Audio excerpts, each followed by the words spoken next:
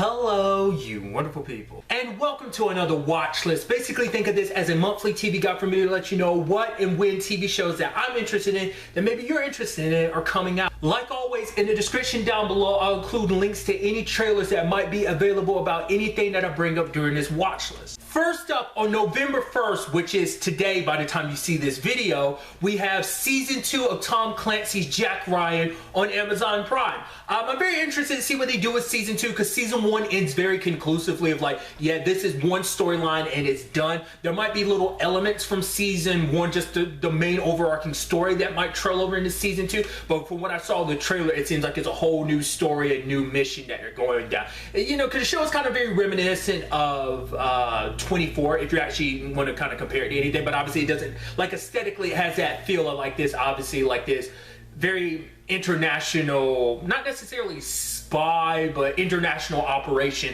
you know, but it has like very like 24 elements of very like, you know, action packed and like, oh, there's this giant like almost mystery you have to figure out on this like criminal level scale of figuring out like what's going on. So it seems very interesting. I'm really a big fan of Season 1. I literally just binged all of it in preparation for Season 2. So from what I saw in Season 2, it seems very exciting. Like a lot of you're not really sure like how much of some of the elements from Season 1 are trailing over into Season 2. Like I mean like some of the more personal connections. There's stuff between Jack Ryan and Greer that we're seeing, but beyond that, there are some other characters that pop up, sure, but we don't know the full scope of everything. Especially Jack was kind of offered a position at the end of Season 1 that you know, obviously Greer set things up to be like, oh, this is also waiting for you. So we'll see kind of where things kind of fall into place, but I'm very excited to see what Season 2 all about. And like I said, by the time you see this, it's already out. So if you are interested in checking out Tom Clancy's Jack Ryan Season 2, you might as well go ahead and watch all the episodes. I mean, if you haven't watched Season 1, perfect time to watch everything because all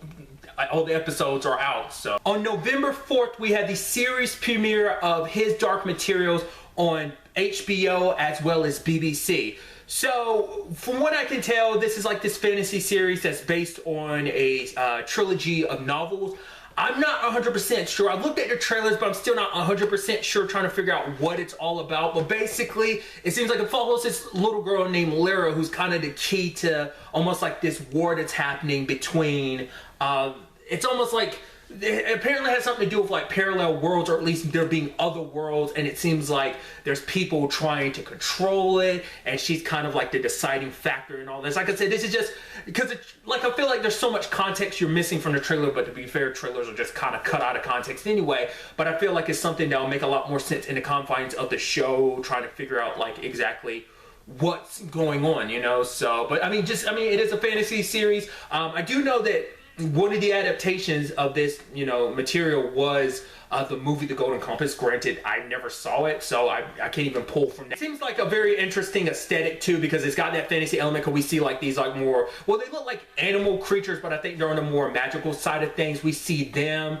in this very like, I guess you called it a little steampunkish aesthetic. I don't know what you'd call it, because it's definitely like fantasy meets like Victorian era type of aesthetic. I don't know if that'd be like the proper descriptor for it, but I mean it seems interesting. So if you're looking something more on the fantasy side of things, I'd kind of throw that out there. I'm kind of interested in it to really kind of understand what it's all about, because I didn't want to spoil myself too much on it, so I didn't really read too much in it. So next up, on November 5th on Netflix, we had The End of the Effing World Season 2.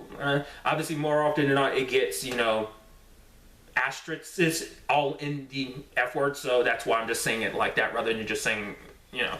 But regardless, this is something I've been looking forward to for a while now, because I really like Season 1. If you haven't seen Season 1, I highly recommend you check it out. Might as well, since Season 2 is right around the corner. You can easily binge Season 1 and then jump right into Season 2 and binge all of that. But I was so curious to see where things would go with Season 2, because like obviously this is based on a comic book, but I've never read the comic book that it's based on, so this was my first time getting to know this story. But I really like Season 1 because it's almost like this dark comedy with a drama element to it, but there was like a nice romantic element, you know. So I was curious to see how they carry that over into Season 2, because I was almost wondering if it was going to be kind of like an anthology type of series. I thought we'd be following a different story, but it's like, no, we're picking up right where Season 1 left off, which we even see some of that stuff in the trailer that recently dropped.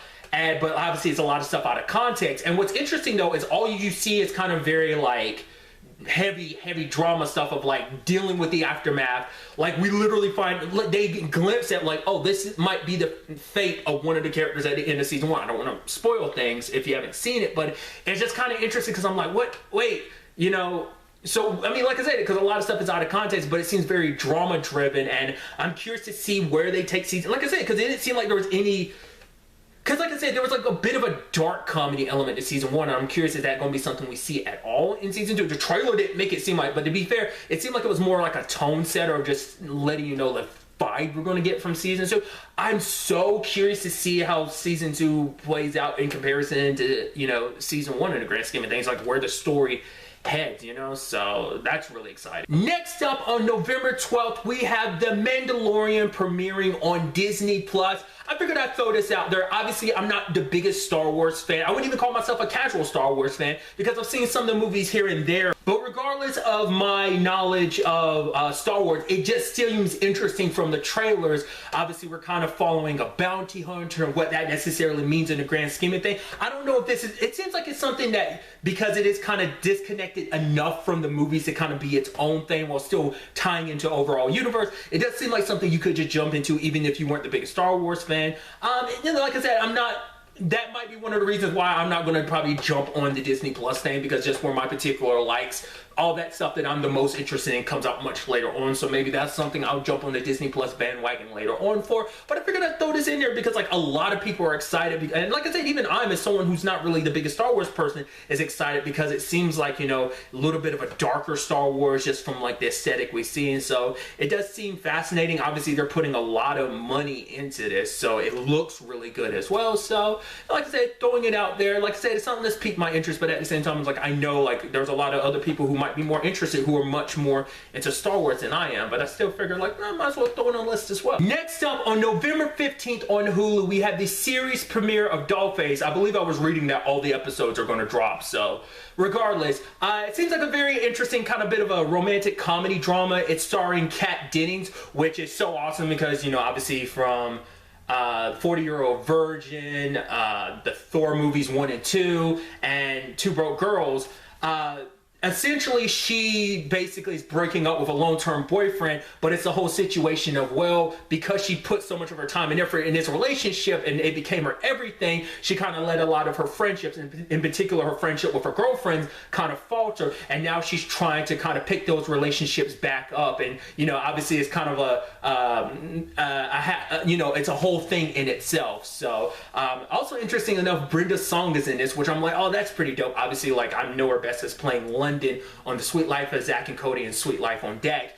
But I like the aesthetic of the show, especially they kind of give you a feel and vibe of it. It's just kind of like this almost fourth wall breaking thing where it's kind of all in her head in certain regards of like, whoa, you messed up here. It's like, oh man, you did this thing that's kind of a taboo in this certain situation, like liking like an Instagram post or picture from your ex's new girlfriend or something like that. It would just like stuff like that. Like aesthetically, it seems like it's all in her head, but it's just her trying to find her way back through and kind of get into the new groove of like finding her way back to these old friends where these relationships kind of falter. So the premise of the show seems very interesting. It seems funny. It's also something I can kind of get behind because I can kind of get in that same mindset because I was at one point in time, I've talked about it, I've been in a situation where I let a relationship kind of take over. Granted, I'm kind of the antisocial person I am, so it didn't interfere with friendships, but I kind of get like making a relationship kind of your everything to a certain extent. So it seems really interesting. So I'm very looking forward to kind of checking out and see, you know,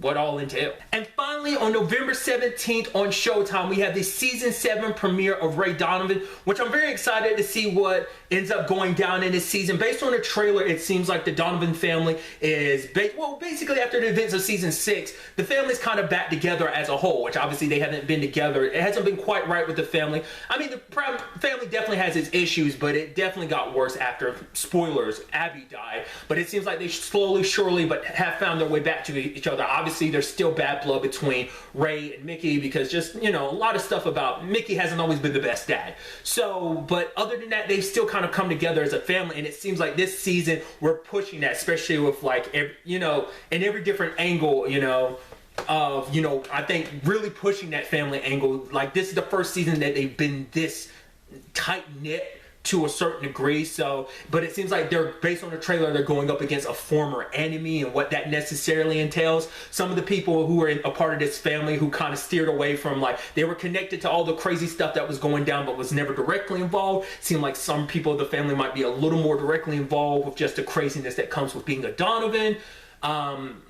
It also seems like, obviously, Ray's still dealing with the whole mayor situation from last season. Like, obviously, it's like he basically chose a side last season and seeing where things kind of go from there. Obviously, trying to figure out where his stances are with other people, like Lena. Kind of seem like we might get a full scale of seeing where they stand. I'm curious, like, how long after season 6 this is taking place. So, just like I said, just a little bit we see from this season. Like I said, so much stuff is out of context, so we don't know, like, how everything really connects and necessarily figure out who this person is and what his connection is, or rather these people, what their connection is to the Donovan family.